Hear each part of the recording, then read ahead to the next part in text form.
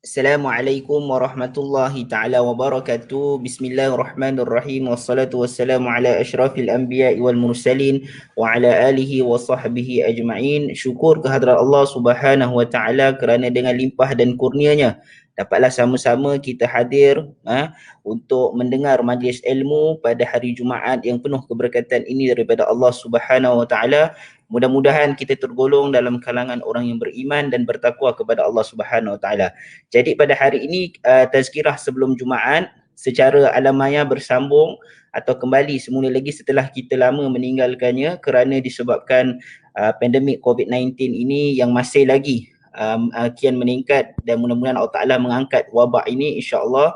Amin ya rabbal alamin. Jadi tanpa melengahkan masa, pihak majlis dengan penuh ta'zimnya mempersilakan Al-Fadhil Ustaz Muhammad Najib bin Qasim hafizahullah taala untuk menyampaikan tazkirah kita pada hari ini. Falyatafaddal mashkurah ma'jura masbuqan bitarhib. Assalamualaikum warahmatullahi wabarakatuh. Innal hamdalillah nahmaduhu wa nasta'inuhu wa nastahdihi wa nastaghfiruh wa nu'minu bihi wa natawakkalu alayhi wa na'udzu billahi min shururi anfusina wa min sayyiati min a'malina. May yahdihillahu fala mudilla lahu wa may yudlil fala hadiyalah. Salawatullahi wa salamuhu alaihi ala habibina al-mustafa wa ala rasulina al-karim sallallahu alaihi wasallam wa ala alihi wa sahbihi wa man tabi'ahum bi ihsanin ila yaumiddin. Allahumma faqihna fid din wa 'allimna at-ta'wil. Allahumma iftah 'alaina futuhal 'arifin bi hikmatik. Allahumma atina al-hikmah. Rabbana zidna 'ilman yanfa'una. Rabbana yassir wa la tu'assir.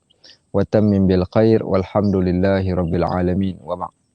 Baik, terima kasih pada sahibul fadilah, moderator majlis, dan yang kedua pada muslimin dan muslimat, rakan-rakan, sahabat-sahabat rahimakumullah yang mungkin sudi bersama dengan kami pada saat ini ataupun yang mendengar rakaman ini pada bila-bila masa sahaja. Dan kita harap mudah-mudahan hadis-hadis ini, kalam nubuwah ini akan dapat di-share, disambung-sambung supaya kalam Nabi SAW ini dapat didengari oleh semua sahabat-sahabat kita yang lain. Ad-dallu ala syai' kafa'ilih. Orang yang menunjukkan pada kebaikan sama sebagaimana orang yang melakukan kebaikan. Baik. Mungkin sahabat-sahabat rasa pelik kat mana lah ustaz ni duduk ni, tiba-tiba pula duduk kat bawah kemah ke kat mana, dalam hutan mana ni. Okey, sebenarnya saya berada di lapang sasar Awek, bukan Awex, okay. Bukan Awek, ni Awex ni Persatuan Al-Wahdah Archery Club. Okey, persatuan kelab memanah Al-Wahdah yang berada di Aikro, Muzaffar Haik Aikro. Siapa yang nak join boleh datang sertai kami selepas PKP nanti insya-Allah. So saya sekarang berada di lapang sasar tempat memanah. Baik. Dan topik kita pada hari ini, alhamdulillah, hari ini adalah hari Jumaat. Hari Jumaat disebabkan oleh kerana suasana pandemik yang melanda, mudah-mudahan Allah angkat wabak ini daripada terus berlanjutan, yang kita telah pun merasakan bagaimana keperitan.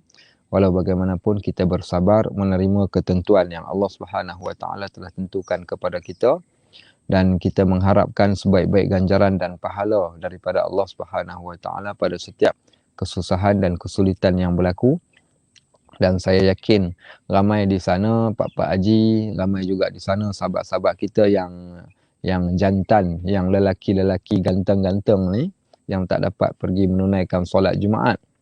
Walau bagaimanapun tak apa nak buat macam mana, maka kerana keuzuran maka kita dibolehkan untuk meninggalkan. Bukan sengaja kita tinggalkan, tapi kita tidak dibenarkan.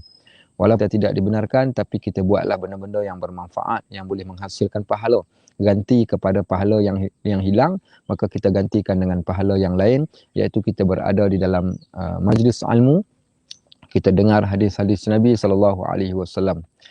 Baik, kita menggunakan kitab Adabul Mufrad yang disusun oleh Al-Imam Al-Bukhari rahimahullah.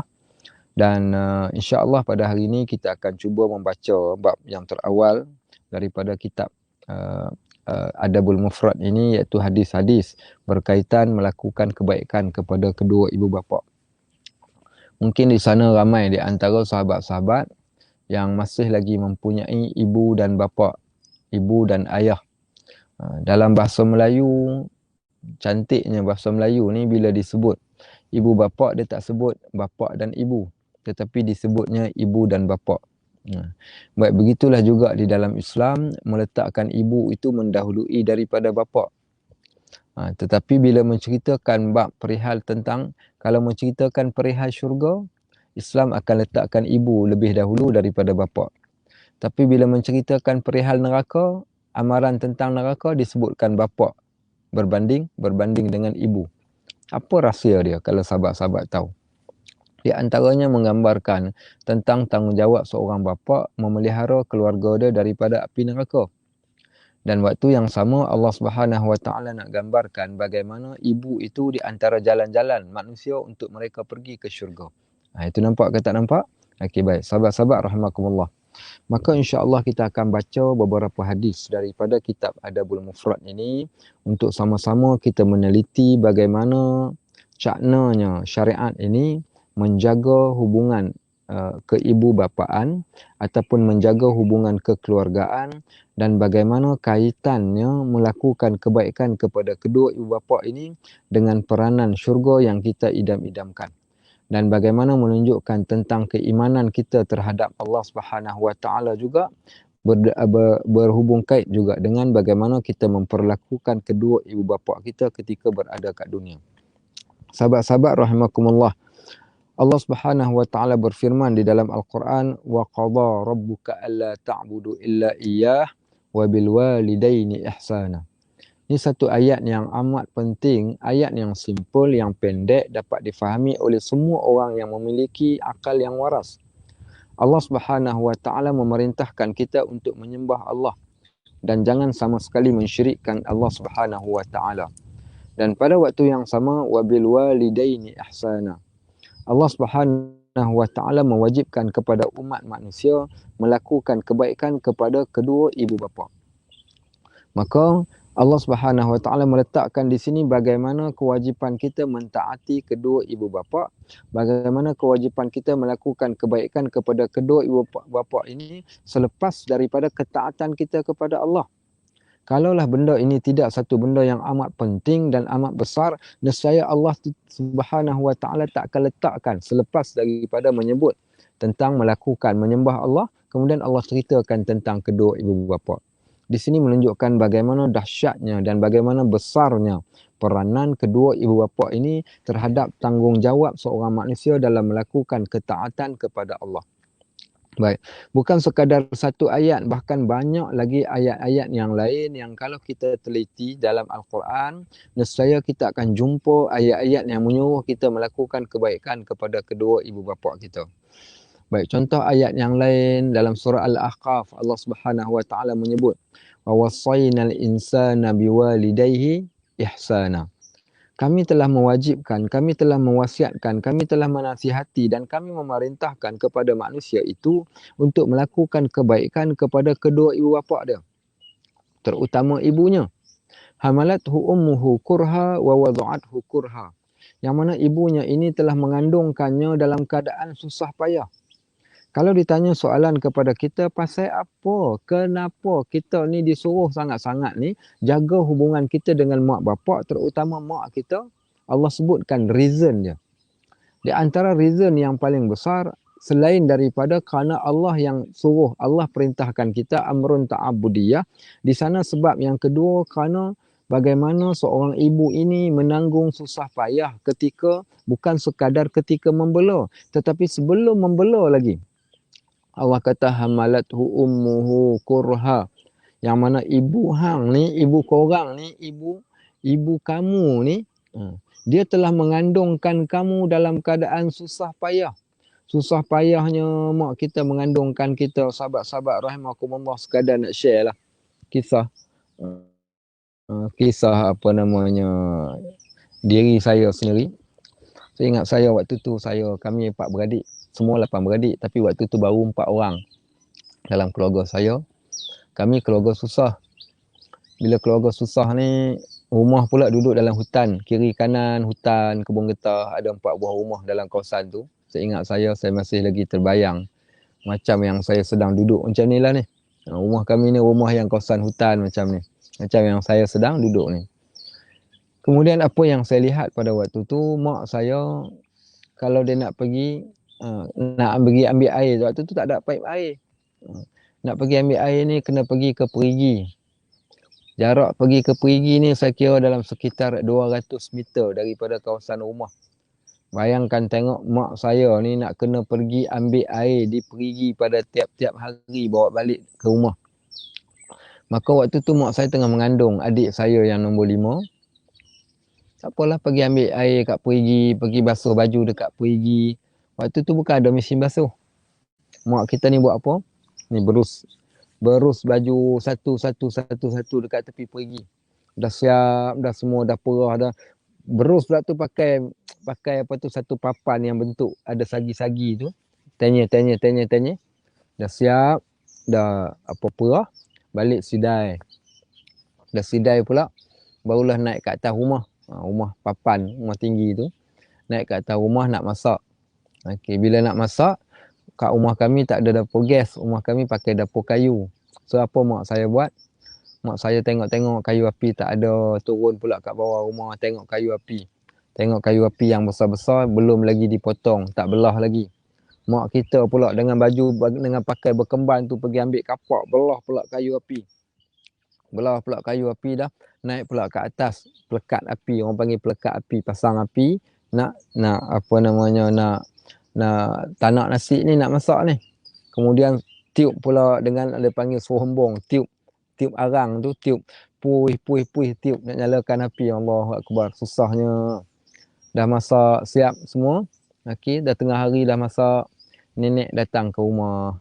Nenek datang ke rumah, nenek tanya mak kita macam mana, masak apa, buat apa hari ni. Mak kita tengah penat ni, tengah pregnant waktu tu. Ingat saya tengok mak saya menangis. Menangis kenapa? Penatnya, masya-Allah. Kita pula waktu tu nakal-nakal belaka, mak kita penat. Bukan senang sahabat-sahabat rahimakumullah. Nak jaga. Sebab tu dia katakan hamalathu ummuhu kurha. Ibu kalian mengandungkan kalian dalam keadaan susah payah. Kita yang lelaki ni cakap senang. Bagaimana orang perempuan? Bayang orang lelaki ni cebubuh tengok ketul bata 4 biji dekat perut tu. Pergi ke mana-mana, pergi kerja, bawa masuk toilet, bawa pergi pasar malam, bawa pergi masjid, bawa apa, ketul bata 4 biji kat perut. Okey. Ataupun letak sesuatu benda kat perut. Tak boleh kita. Tak boleh, kalau boleh tak nak bawa. Pergi kedai pun bawa barang pun kalau boleh tak nak. Macam mana nak bawa perut ni? Berat dia 4-5 kilo kat dalam perut ni. Jalan dah terhuyung hayang dah, kita katakan jalan dah jadi macam penguin dah ketika jalan tu. Tapi mak kita boleh buat. Mak kita, ibu-ibu kita, mereka boleh buat keadaan yang macam tu. Baik.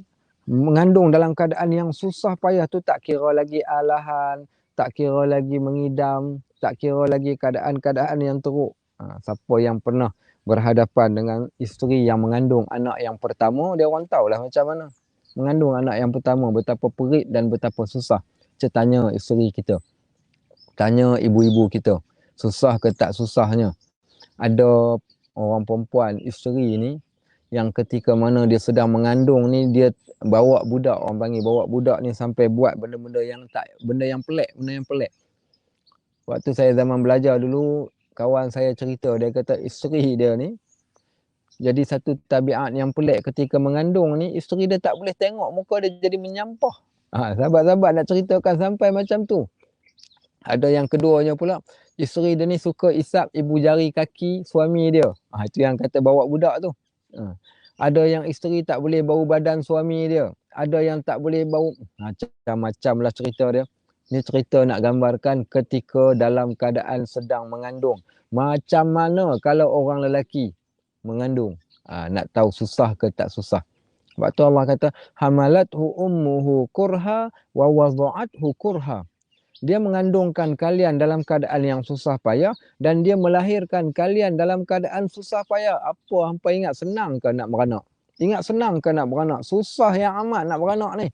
Kalau hari ni dibolehkan kita pilihan nak bersunat masuk jawi ke ataupun nak beranak, baik bersunat lagi lah daripada beranak. Tak sanggup kita nak beranak, ya Allah. Time waktu sembelit nak tercabut batang paip ketika nak buang air batang paip ni. Nak tercabut batang paip, nak buang air sebab apa? Sebab sembelit. Tahu ke tak orang nak beranak sakit lagi daripada sembelit ni, bukan sembelit lagi dah ni. Cerita hidup dan mati ni. Meraung, menangis, menjerit ketika nak beranak ni. Menjerit sakit. Bayangkan tengok nak keluar, kita katakan kepala baby pula amboi besarlah pula 4 kilo baby ni. Nak boleh keluar daripada perut mak kita ni, Allah sahaja yang mengetahui. Sebab tu Allah kata kenang balik. Hampa kena buat baik dekat mak bapak hampa. Pasal apa kena buat baik? Yang pertama ni, mak hampa ni yang mengandungkan kalian, yang memperanakkan kalian. Dia melahirkan kita ni dalam keadaan susah payah. Wa hamluhu wa fisaluhu, dia menanggung bawa engkau ke sana kemari. Dia pergi pasar malam, engkau ikut pergi pasar malam. Dia pergi kerja, engkau ikut pergi kerja. Ke mana tempat sampai berbaring. Nak tidur sengit baring mengiring pun tak boleh kan, nanti perut jadi sengit. Nak tidur menelentang rasa berat lah pula. Pusing ke kiri pun rasa berat juga. Duduk rasa berat, bangun rasa berat, masuk toilet rasa berat. Ni yang kata Allah kata ni, wa hamluhu, dia bawa engkau, dia mengandungkan engkau, wa fisaluhu, dan dia menyusukan engkau pula selepas dia dah mengandung. Dah berapa lama ni? 9 bulan. 9 bulan sambung pula dengan apa? Sambung pula dengan menyusu. Menyusu pula berapa lama? Menyusu pula selama 2 tahun. Jumlah keseluruhannya salasuna syahra, 30 bulan. 30 bulan ibu kita menghabiskan masa dia, menyusahkan diri dia untuk kita pada waktu tersebut. Tak susah ke? Sebab itu Allah perintahkan kita bukan sekadar buat baik, bahkan diperintahkan kita untuk berdoa kepada kedua mereka. Sehingga kan Allah kata hatta idza balagha asyuddahu wa balagha 40 sanatan. Kenang baliklah wahai Abu Hubaib. Okey, kenang baliklah wahai Kak Pi'ah, kenang baliklah wahai Abang Jak, kenang baliklah wahai Ismail. Semua kita yang ada mak bapak ni kenang balik, Allah kata. Ketika kalian berusia 40 tahun, maka kenang balik apa jasa mak bapak kita terhadap kita. Maka faqala rabbi auzi'ni an ashkura ni'mataka allati an'amta 'alai wa 'ala walidai. Maka kita mendoakan, ya Allah, jadikan aku orang yang bersyukur di atas nikmat yang telah aku dapat. Tanpa mak bapak aku takkan dapat nikmat ini. Wa 'ala walidai, juga nikmat yang Allah telah berikan kepada aku dan kepada kedua ibu bapa aku. Sahabat-sahabat rahimakumullah. Banyak ayat Quran kalau saya nak baca ataupun kalau kita nak baca ni. Tapi saya sebutkan beberapa ayat sahaja nak gambarkan kenapa, pasal apa kita kena melakukan kebaikan. Dan yang paling besar kerana perintah daripada Allah dan perintah Nabi SAW, dan kesan yang amat besar sekiranya seorang lelaki itu dia derhaka kepada ibu bapa dia. Apa kesan dia? Kerana dia melibatkan soal neraka. Kerana dia melibatkan soal neraka dan soal syurga kita. Bagaimana syurga itu ada kaitan dengan mak kita, dan begitulah juga neraka juga ada kaitan, sehingga diletakkan di antara salah satu ittaqu sab'ul mubiqat. Takutlah kalian pada 7 dosa-dosa besar. Di antara salah satu daripada dosa besar tersebut adalah iaitu derhaka kepada kedua ibu bapa. Itu mukadimah kita, dekat 20 minit mukadimah pun. Okey, jom. Sekarang jom kita nak masuk. Masuk kat mana? Kita nak masuk pada hadis yang pertama pada hari ini, hari Jumaat yang penuh barakah ini. Okey, baik. Jom kita tengok hadis yang pertama. Saya akan baca. Sahabat-sahabat boleh tengok dan dengar dengan baik. Nak catat pun silalah catat. Kalau nak ambil kebaikan, ataupun mungkin boleh sharekan kepada sahabat-sahabat kita, anak beranak kita dan juga jiran tetangga kita yang lain. Sahabat-sahabat rahimakumullah. Saya bacakan hadis yang pertama daripada Abu Amr Asy-Syaibani. Dia berkata, pemilik rumah ini meriwayatkan kepadaku. Pemilik rumah ini, siapa dia pemilik rumah ini ni? Abdullah. Abdullah mana ni? Abdullah bin Umar. Pemilik rumah ini meriwayatkan kepada aku sambil memberikan isyarat dengan tangannya ke rumah Abdullah. Dia kata pemilik rumah ni Abdullah bin Umar. Abdullah bin Umar ni salah seorang sahabat Nabi radhiyallahu an. salah seorang sahabat Nabi radhiyallahu an yang amat luar biasa di kalangan sahabat yang alim, cilik. Kecil tetapi alim. Kerana keberkatan doa yang Nabi SAW pernah doakan kepada Abdullah bin Umar sebagaimana doa yang didoakan kepada Abdullah ibnu Abbas. Ada 4 Abdullah yang cemerlang, 4 Abdullah yang amat hebat di zaman Nabi SAW.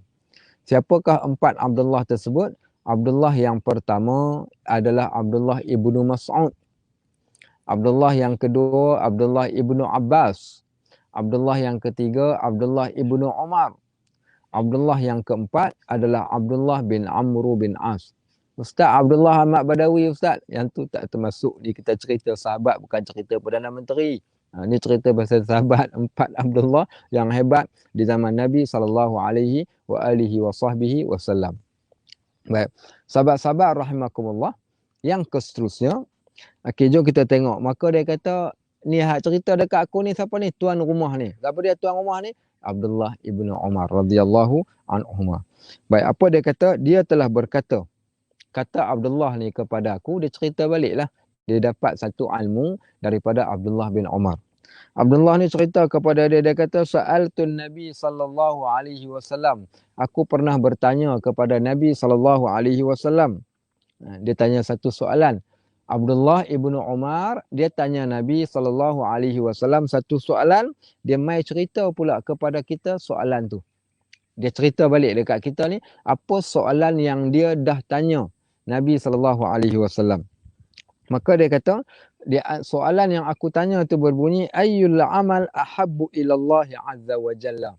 Wahai Rasulullah, apakah amalan yang Allah Subhanahu wa taala paling suka?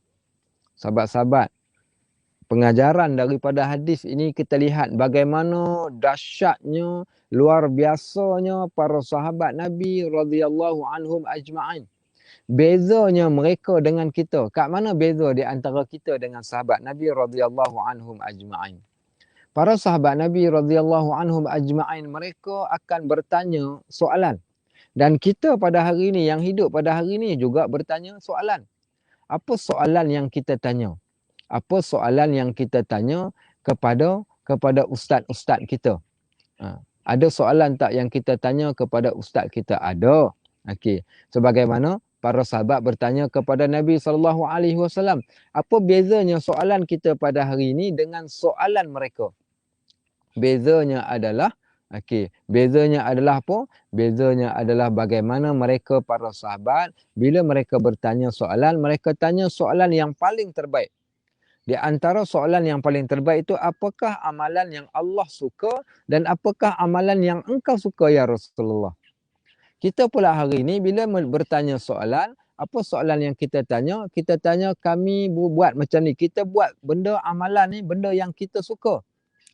Kita buat benda yang kita suka. Bukan kita buat benda yang Allah suka, yang Nabi suka. Tapi ikut suka kita. Kita suka buat yang tu, kita buat. Kita suka buat yang ni, kita buat. Kemudian baru kita tanya, Ustaz, saya suka baca Yasin malam Jumaat. Apa pandangan Ustaz? Ustaz, saya suka buat macam tu. Apa pandangan Ustaz? Ustaz, saya suka buat macam ni. Tapi mereka, para sahabat, mereka bukan buat amalan yang mereka suka. Tapi mereka suka buat amalan yang Allah suka, yang Nabi SAW suka. Sebab mereka nak dapat darjat yang paling tinggi. So jangan bila kita beramal, jangan beramal ikut hawa nafsu. Yang mana kita berkenan, kita buat. Yang kita tak berkenan, kita buang.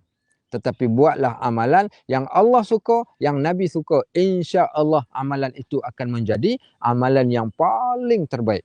Okey, clear sahabat-sahabat? Rahmakumullah. Okey, jom kita sambung balik baca hadis dia. Baik. Kemudian jawab Nabi SAW bila ditanya, apakah amalan yang Allah suka?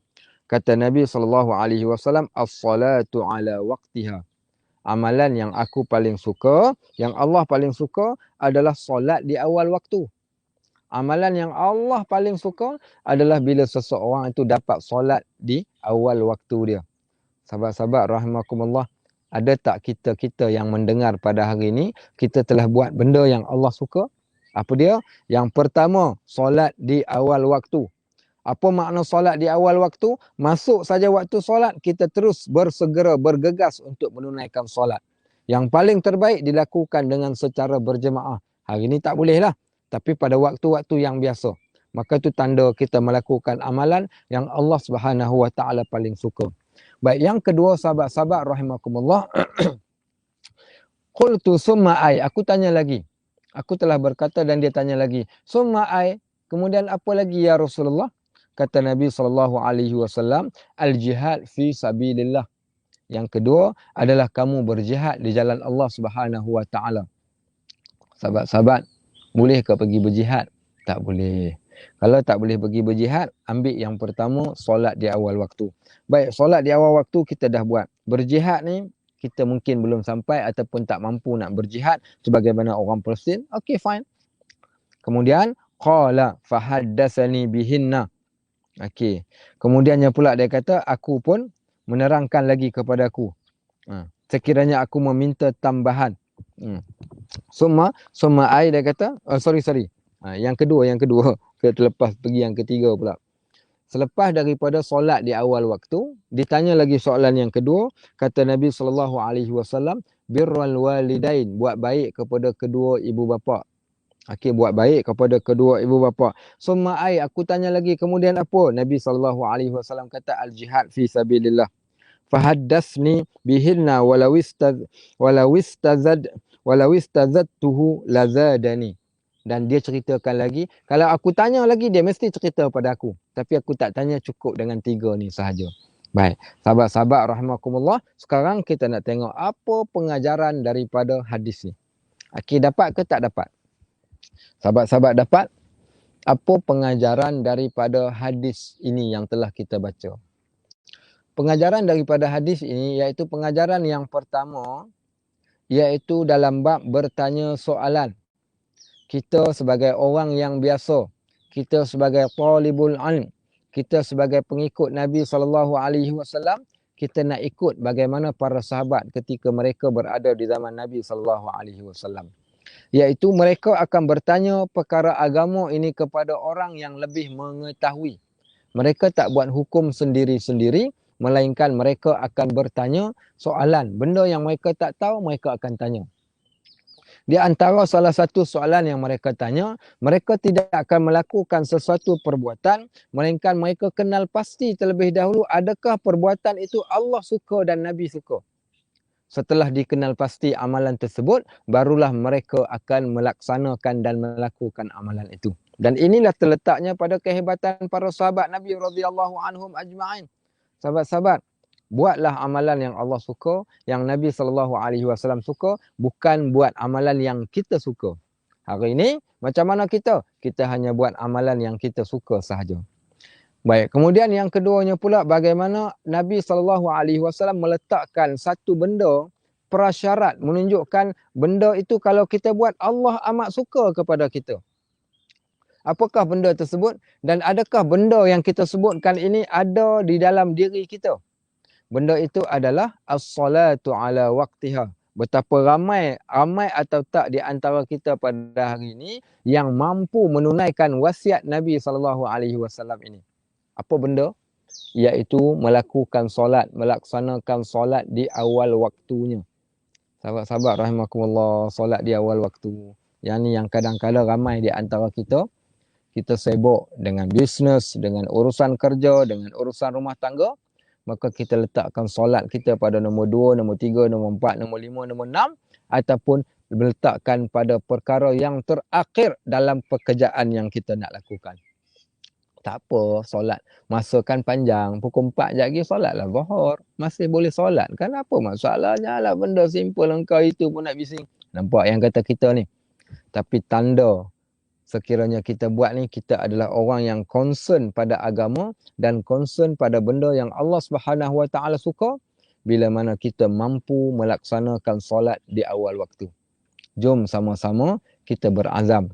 Adik kakak, Kak Pe'ah, Bang Mat, Haji Ismail, Haji Husin, okay, siapa-siapa lah yang mendengar ni. Yang mendengar ni, kita letakkan azam, kita dah dengar hadis Nabi SAW, kalau sayang, katakan sayang. Nak letak gambar capal dekat atas kupiah senang. Nak letakkan gambar capal dekat kereta, kononnya kita sayang dekat Nabi SAW, senang tak susah nak letakkan We Love Muhammad dekat dinding rumah, dekat office, dekat atas kerja, buat stiker dalam handphone sebagai status kita. We Love Muhammad, kami cinta Nabi. Senang, tak ada masalah, semua orang boleh buat. Tapi nak mempraktikkan sunnah, boleh praktik. Tidak semudah hanya meletakkan lambang capal di atas kepala. Tak semudah meletakkan, menulis We Love Muhammad. Tetapi mengamalkan sunnah, inilah tuntutan. Kalau betul kita sayang Nabi SAW, qul in kuntum tuhibbunallah fattabi'uni yuhibbukumullah. Katakan wahai Muhammad kepada mereka, kepada umatmu, kepada manusia-manusia, kalau sekiranya kalian kasihkan pada Allah, fattabi'uni, ikutlah aku, yuhibbukumullah, nescaya kalian akan dikasihi oleh Allah Subhanahu wa taala. Make sure yang pertama ini kita berjaya, cuba sedaya upaya untuk mempraktikkan sunnah ini. Sunnah apa? Iaitu sunnah kita melaksanakan solat di awal waktu. Yang kedua, di antara benda yang Allah suka selepas daripada solat 5 waktu di awal waktu, iaitu Allah perintahkan kita birrul walidain, melakukan kebaikan. Apa dia maksud kalimah bir? Supaya kita lebih jelas dan kita lebih faham lagi apa makna kalimah al-birrul walidain. Baik. Kalimah bir, kalimah singular, kalau jadikan plural dia akan jadi al-abrar. Okey.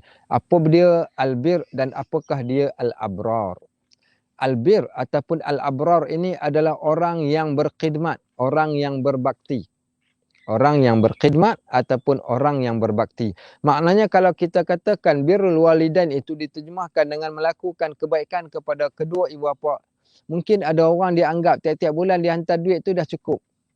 Mungkin ada orang dia anggap, dia kata setakat dia kata saya dah berikan rumah tempat tinggal pada mak bapak saya dah cukup. Sebenarnya birrul walidain ini berbakti. Macam mana berbakti? Berkhidmat kepada mereka. Bila kita sebut berkhidmat kepada mereka, maknanya siapa yang mulia? Orang yang berkhidmat ataupun orang yang dikhidmatkan diri kepada dia. Maka yang mulianya bukan kita, yang mulianya adalah mak bapak kita. Sebab itulah kita kena berkhidmat kepada mereka. Berkhidmat kepada bos, bos mulia. Berkhidmat kepada majikan, majikan mulia. Berkhidmat kepada raja, raja mulia. Maka orang yang berkhidmat itu, mereka adalah orang yang tidak mulia. Yang mulianya siapa? Orang yang kita khidmatkan diri kita kepada dia. Maka menunjukkan kemuliaan dan darjat dan kedudukan mereka, sehingga Allah suruh kita berbakti.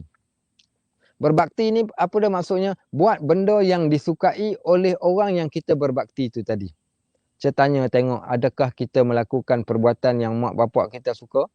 Dan kalau tidak, maka kita tidak termasuk pun di dalam melakukan berbakti kepada kedua ibu bapa.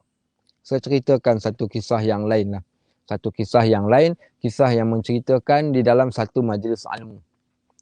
Satu majlis ilmu ni, ada seorang syekh sedang mengajar kepada anak-anak muridnya yang ramai. Kemudian dibuka di pengakhiran daripada majlis tersebut, maka dibukakan kepada soalan. Dibukakan soalan, siapa yang nak bertanya, boleh dipersilakan datang untuk bertanya pada waktu tersebut. Maka bangun seorang anak muda untuk bertanya soalan kepada Tok Syekh ni. Dia pun angkat tangan. Assalamualaikum warahmatullahi ya Syekh. Assalamualaikum Tok Syekh. Andi soal. Saya ada soalan untuk ditanyakan kepada anda. Okey, kata Syekh, tafadhal. Okey, ma soal. Apa soalan engkau? Dipersilakan bertanya. Dia kata soali wahia. Soalan aku ni adalah, dia kata aku mempunyai seorang ibu. Dan ibu aku ni dia menumpang dengan aku di rumah aku. Okey, aku ada seorang ibu dan ibu aku ni menumpang dengan aku di rumah aku. Dia menumpang aku, tinggal bersama dengan aku. Dia menumpang aku di rumah aku. Apa yang respon Tok Syekh ni? Tok Syekh ni kata, ulang balik soalan.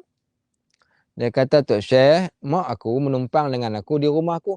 Ulang balik soalan. Dia kata, Tok Syekh, mak aku menumpang di rumah aku. Dia ingat Tok Syekh pekak badak, tak dengar. Dia kata, Tok Syekh, ni dengar elok ni, saya nak kata ni, mak saya menumpang dengan saya di rumah saya. Ulang balik soalan. Dia kata, dah 3 kali dah aku tanya, takkanlah tak dengar-dengar. Tok Syekh, mak saya menumpang dengan saya di rumah saya. Ulang balik soalan. Oh, dia dah naik fed up dah. Tok Syekh ni sampai 5 kali aku tanya tak dengar-dengar lagi ni. Dia kata, Tuan Syekh, mak aku menumpang dengan aku di rumah aku. Last sekali Tok Syekh ni pun beritahu kepada dia. Dia kata, oi budak, wahai anak murid aku yang tidak beradab. Dia kata engkau yang bertanya. Sebenarnya dia kata aku tak pekak pun. Telinga aku ni tak pekak. Aku boleh mendengar apa yang engkau sebutkan. Tapi aku tak suka dengar benda yang kau sebutkan tu tadi.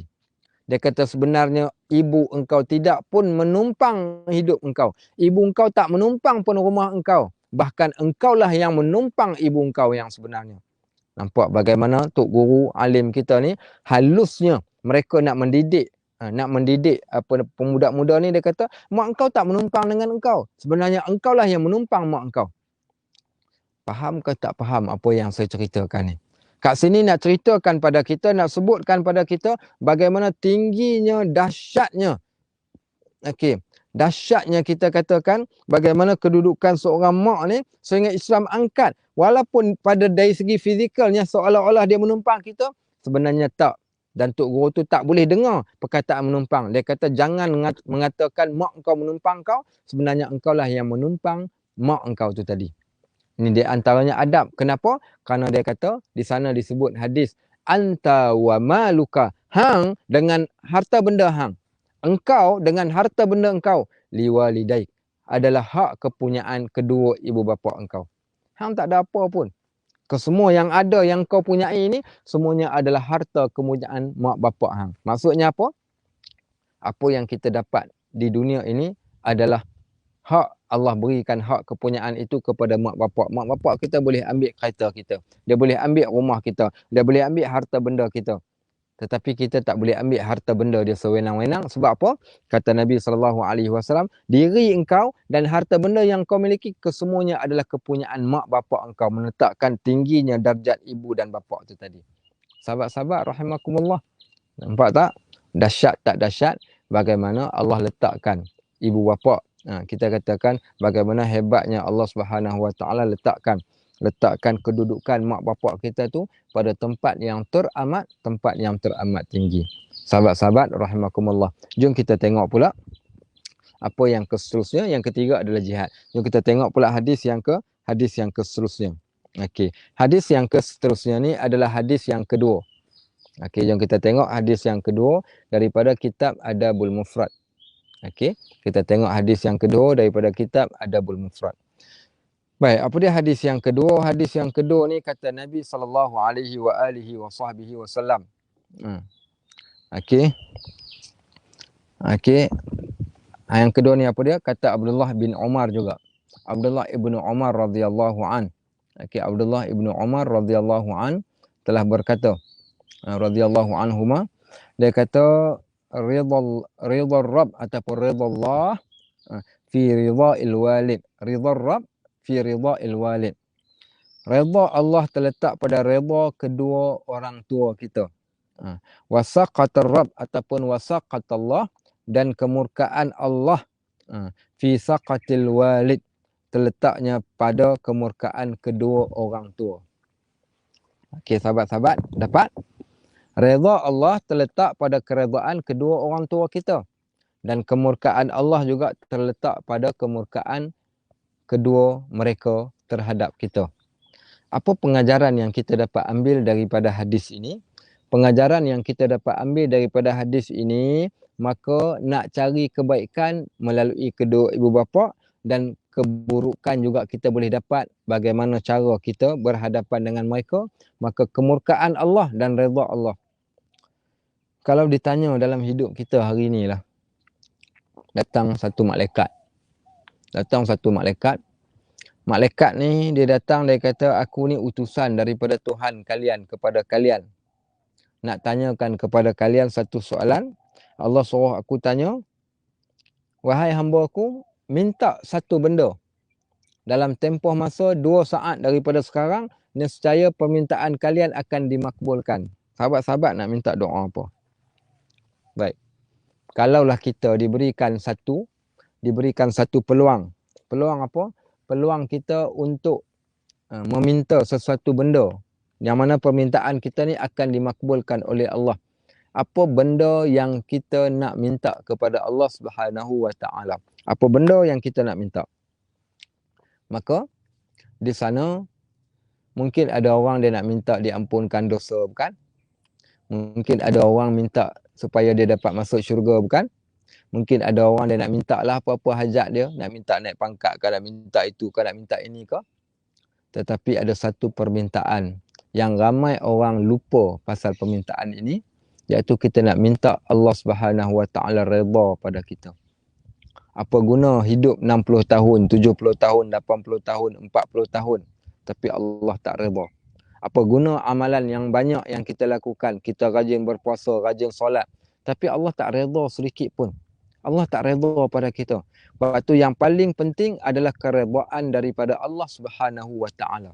Yang paling penting bagaimana kita mencari redha Allah. Sebab itu bila kita lihat di dalam Al-Quran ada ayat yang menceritakan tentang redha. Di antara salah satunya radhiyallahu anhum wa radu'an. Apa maksud radhiyallahu anhum? Allah redha pada mereka dan mereka juga redha kepada Allah. Bila Allah redha pada mereka, nescaya mereka akan jadi redha. Baik, ayat yang kedua Allah Subhanahu wa taala sebut kat dalam Al-Quran, kat mana tempat? Dalam surah Al-Fajr. Penghujung surah Al-Fajr. Apa kata Allah Subhanahu wa taala? Ayat ni ayat yang selalu kita dengar. Saya kira ayat ni di antara ayat yang mungkin ramai di antara kita yang menghafal ayat ni. Ayat yang berbunyi macam mana? Ya ayyatuhan nafsul mutmainnah irji'i ila rabbiki radiyatan mardiyah fadkhuli fi ibadi wadkhuli jannati. Okey. Dapat tak sahabat-sahabat rahimakumullah apa cerita ayat ni? Kata Allah Subhanahu wa taala di dalam Al-Quran, wahai jiwa-jiwa yang tenang. Wahai jiwa-jiwa yang tenang. Ya ayyatuhan nafsul mutmainnah. Irji'i ila rabbiki radiyatan mardiyah. Kembalilah jiwamu itu kepada kami, wahai manusia. Radiyatan, dengan redha, mardiyah, dan engkau diredai oleh kami. Redha pada apa yang aku telah timpakan, yang aku telah bagi, nescaya engkau kami telah pun redai. Fadkhuli fi ibadi, masuklah di kalangan hamba-hambaku yang diredai. Fadkhuli jannati, masuklah ke dalam syurgaku. Menunjukkan kita takkan dapat masuk syurga melainkan dengan redha daripada Allah. Tapi salah satu cara untuk kita nak dapatkan redha itu bagaimana? Nak mendapatkan redha Allah, kena buat benda yang Allah suka. Di antara benda yang Allah suka, yang melahirkan keredaan daripada Allah dan boleh mendatangkan kemurkaan Allah, adalah dengan melakukan kebaikan kepada kedua ibu bapa. Siapa yang melakukan kebaikan pada kedua ibu bapa, berbakti kepada kedua ibu bapa, nescaya mereka akan diredai oleh Allah Subhanahu wa taala. Redha Allah tidak setanding pun dengan redha bos kita, dengan pensyarah kita, dengan sesiapa pun. Kerana redha Allah inilah yang kita tuntut, dan dengan redha ini yang akan menjadikan kita dapat masuk ke syurga Allah Subhanahu wa taala. Sahabat-sahabat rahimakumullah, jangan cari kemurkaan Allah melalui mak bapak kita. Carilah keredaan Allah melalui jalan ibu dan bapa kita. Sahabat-sahabat, ini di antara pesanan Nabi SAW daripada hadis-hadis yang telah pun kita bacakan, tadi. Sebenarnya banyak lagi hadis-hadis yang lain yang insya-Allah kita akan pergi ke hadis tersebut. Cuma sengaja saya tinggalkan masa dalam sekitar 15 minit. Kalau ada di antara sahabat-sahabat yang mungkin nak tanya soalan, okey, boleh ajukan soalan. Nanti moderator kita akan naikkan soalan itu dekat skrin dan saya akan jawab soalan-soalan tersebut. Jadi saya buka kepada sahabat-sahabat yang mendengar untuk bertanya sebarang soalan. Kalau saya tahu, saya jawab. Kalau saya tak tahu, moderator akan jawab, insya-Allah. Falyatafadhal mashkura. Okey, silakan kalau ada soalan. Okey, kalau ada soalan lah. Soalan boleh diajukan, ya. Okey. Soalan boleh diajukan bagi sesiapa yang nak tanya soalan. Okey, ada ke soalan? Kalau ada soalan, nak diajukan. Sahabat-sahabat rahimakumullah. Saya pun tak tahu, tak pasti, saya tak nampak berapa orang yang masuk dalam ni. Tapi kalau ada soalan, boleh terus mengajukan soalan, nanti moderator dia akan naikkan. Okey, soalan. Okey, saya berjauhan dengan ibu bapa saya musim PKP ni. Bagaimana saya nak berbakti kepada mereka? Hang bagus Alif Hilmi. Hang bagus pasal hang tanya soalan ni, hang ada fikir macam mana cara nak buat baik dekat mak bapa hang. Okey, so menunjukkan soalan hang ni soalan yang baik. InsyaAllah mudah-mudahan Allah tuliskan hang di antara anak yang berbakti kepada kedua ibu bapa. Bagus Alif Hilmi, saya puji. Kita kena fikir ni. Kena fikir macam Alif Hilmi fikir. Macam mana aku nak buat baik dalam keadaan kami yang berada berjauhan yang macam ni. Soalan yang sama juga mungkin berlaku, contoh, Ustaz, saya ada mak saya, ada bapa saya tapi dia telah meninggal dunia. Bagaimana cara saya nak berbakti kepada kedua ibu bapa saya? Baik, sahabat-sahabat rahimakumullah, kalau kita berjauhan dari segi fizikal kita berada di tempat yang jauh, maka bagaimanakah cara untuk kita nak berbakti kepada mereka?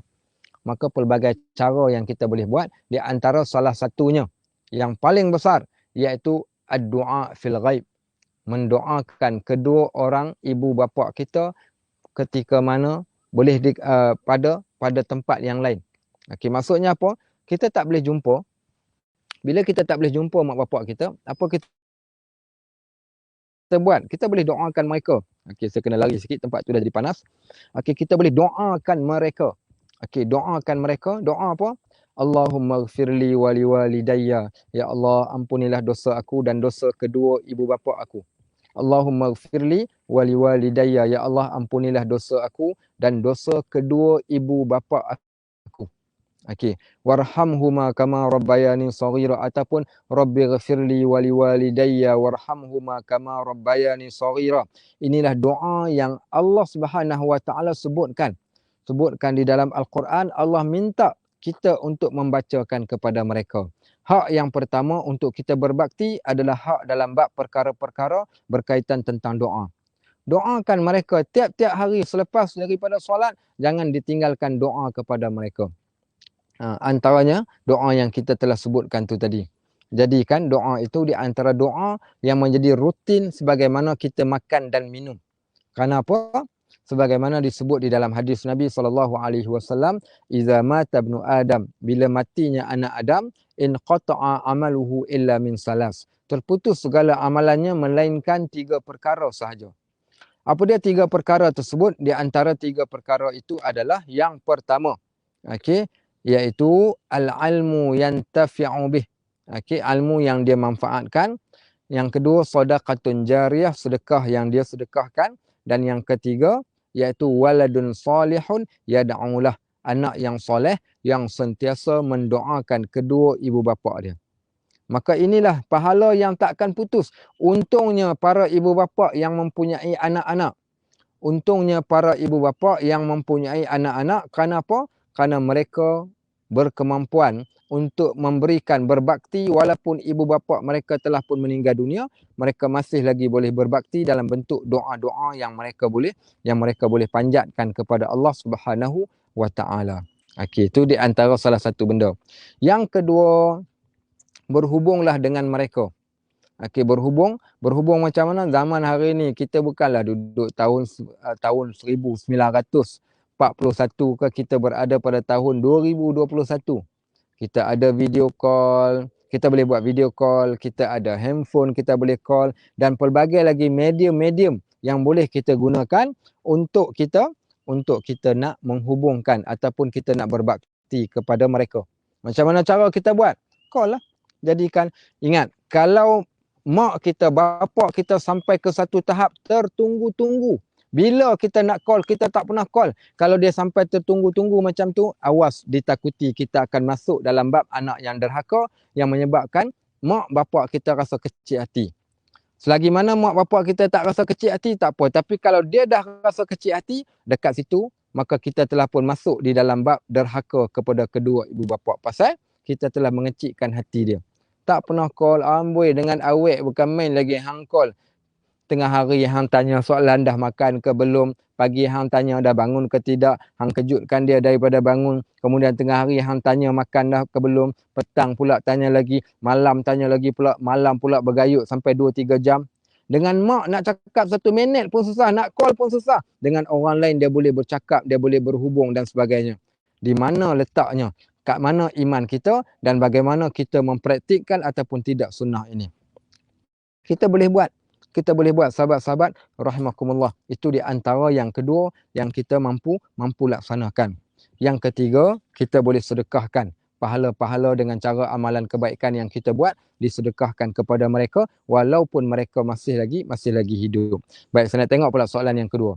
Ustaz, bagaimana keadaan seseorang anak yang dia selalu dengan ibu bapaknya? Okey. Terkadang sudah biasa bergurau kasau. Okey, ni orang Melaka. Orang Melaka bergurau kasau. Kemudian kadang ibu bapanya pun tidak kisah disebabkan memang terbiasa begitu. Kadang-kadang panggil aku engkau pun mereka sudah biasa dengan begitu. Mohon pencerahan. Tak. Saya tak boleh terima. Okey. Contoh, seorang raja yang humble, seorang raja yang cakna pada rakyat, seorang raja yang amat orang kata apa, yang merendah diri, dia suka duduk dengan masyarakat, dengan rakyat bawahan. So dia tak ada masalah mungkin. Dia bercakap dengan kita, alah tak payahlah duduk tungku-tungku, dia kata panggillah nama pun cukup lah, kita geng, kita kawan contohnya, bukan? Tetapi selagi mana ada kedudukan dia, maka kita hormati dia. Tempat dan kedudukan mak bapak bukanlah tempat kedudukan yang boleh di-adjust oleh kita, tapi Allah yang berikan. Kita lihat bagaimana Nabi SAW menunjukkan pada kita, bahkan para sahabat Nabi radhiyallahu anhum ajma'in, mereka memperlakukan mak bapak mereka ketika mereka hidup. Okey, contoh, nanti kita akan masuk, sebenarnya ada hadis tu, saya tak nak baca lagi, tapi sebab dah ada soalan yang macam ni, maka saya baca. Kisah 3 orang pemuda yang bermusafir. 3 orang pemuda yang bermusafir, kemudian apa berlaku? Ketika dia bermusafir, mereka telah terkurung, masuk bermalam dalam gua, tiba-tiba gua tadi tu pintunya tertutup. Akhirnya mereka berdoa kepada Allah. Dan yang menariknya, doa salah satu orang yang pertama berdoa pada Allah, dia kata, ya Allah, sesungguhnya aku memiliki kedua ibu bapa yang dah teramat tua. Dan dia kata, aku takkan makan dan aku takkan minum dan aku takkan berikan siapa-siapa pun makan dan minum, melainkan aku berikan terlebih dahulu kepada mak bapak aku makan dan minum sebelum aku minum lagi. Sampailah satu hari, apa dia buat? Dia kata, aku keluar pergi cari kayu api. Aku balik ke rumah, kemudian aku pun balik terlambat, terlewat sedikit. Aku siapkan makanan, iaitu aku perahkan susu kambing. Kemudian aku bawa susu tu nak pergi bagi aku yang dah tua, yang dah uzur ni. Ketika aku sampai, aku dapati mak bapak aku telah pun tertidur kerana lamanya menunggu aku tiba. Maka apa dia buat? Dia kata, jadi dia berdiri di hadapan mak bapak dia ni, pegang susu tu tadi. Berdiri sebab nak tunggu mak bapak dia. Mak bapak dia celek mata, bangun daripada tidur, dia nak terus berikan minuman.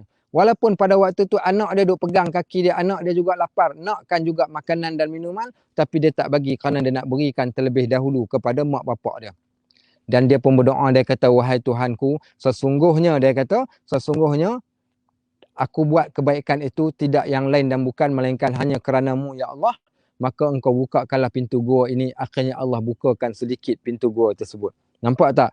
Bagaimana makbulnya doa kita bila kita mengangkat darjat mak bapak kita, kita muliakan kita. Walaupun boleh dalam bentuk gurauan, maka ibu bapa bukan tempat gurauan. Muliakan mereka. Kalaulah dengan Tok Guru, Imam Syafi'i pun, contohnya tak pernah melunjurkan kaki ke arah rumah guru dia.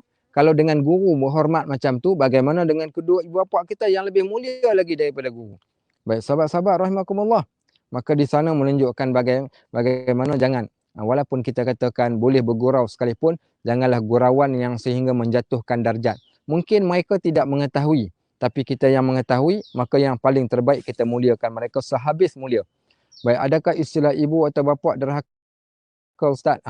Bagus soalan Ustaz. Al-mas'ulu anha bi'a'lama minas sa'il. Orang yang bertanya lebih baik daripada yang ditanya. Baik, ataupun orang yang bertanya lebih mengetahui daripada yang ditanya. Ustaz Ashraf ni kura-kura dalam perahu, dia pandai kenakan saya. Baik. Ada tak istilah ibu bapa yang derhaka? Dari segi istilahnya, istilah syar'inya kita katakan tidaklah dikatakan derhaka. Tetapi di sana ibu bapa boleh jadi. Okey, boleh jadi menderhaka ataupun maksudnya dalam istilah kita katakan apa? Bila mana mereka tidak menyiapkan, tidak memberikan tanggungjawab didikan yang sepatutnya kepada anak-anak, tapi kita tak katakan derhaka di sana. Kerana bab derhaka ni pada istilahnya anak-anak saja bukan. Okey, tapi ada tanggungjawab di sana yang perlu dilunaskan oleh ibu bapa terhadap anak-anak. Tanggungjawab dalam beragama, dalam solat, dalam beribadat yang patut dipantau dan mereka laksanakan kepada anak-anak mereka.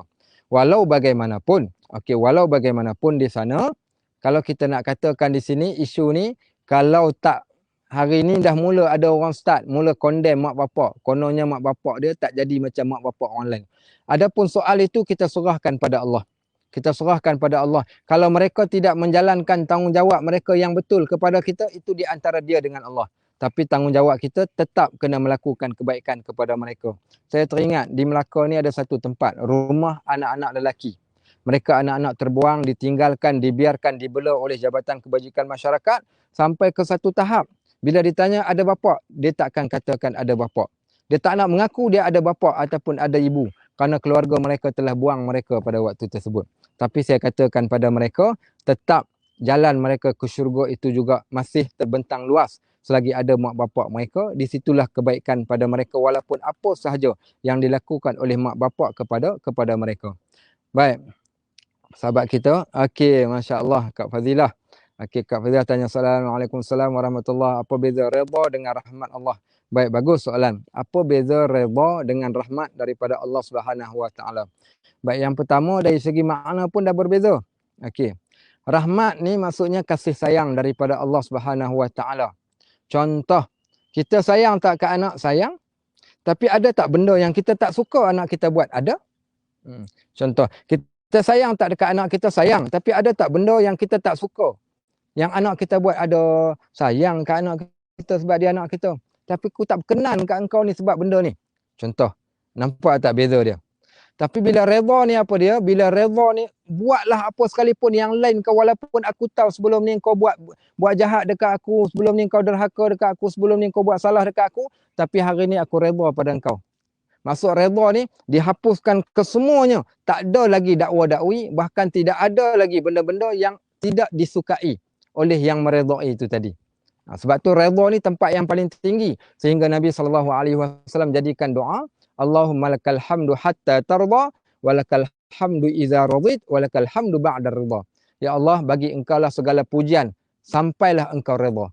Bagi engkau lah sebarang pujian sehingga engkau redha, dan kami tetap akan memuji engkau selepas engkau redha. Okey, nampak tak? Itu yang kita katakan yang dinamakan sebagai redha. Sebab tu kita doa ketika bulan Ramadan, Allahumma inna nas'aluka ridhaka wal jannah. Kita tak minta syurga dulu. Ya Allah, kami pun redha-Mu ya Allah dan juga syurga. Okey, redha-Mu dan juga syurga.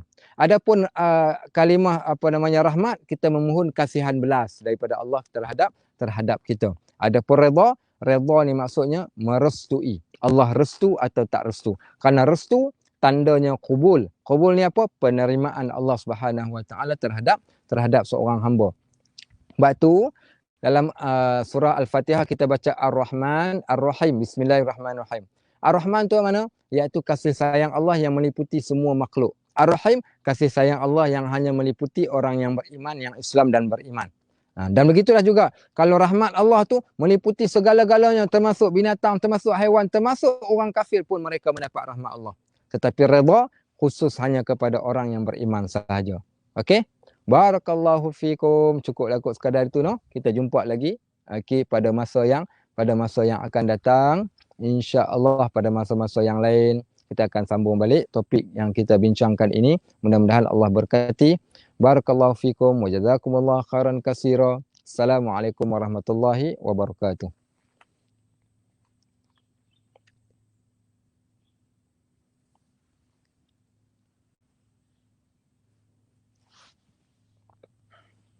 Jadi mudah-mudahan kita semua ini dirahmati dan diberkati oleh Allah Subhanahu Wa Taala. Jadi pihak majlis mengakhiri tazkirah kita pada hari ini dengan ucapan Assalamualaikum warahmatullahi taala wabarakatuh. Ustaz. Jazakumullah khair Ustaz. Ya. Barakallahu fiik.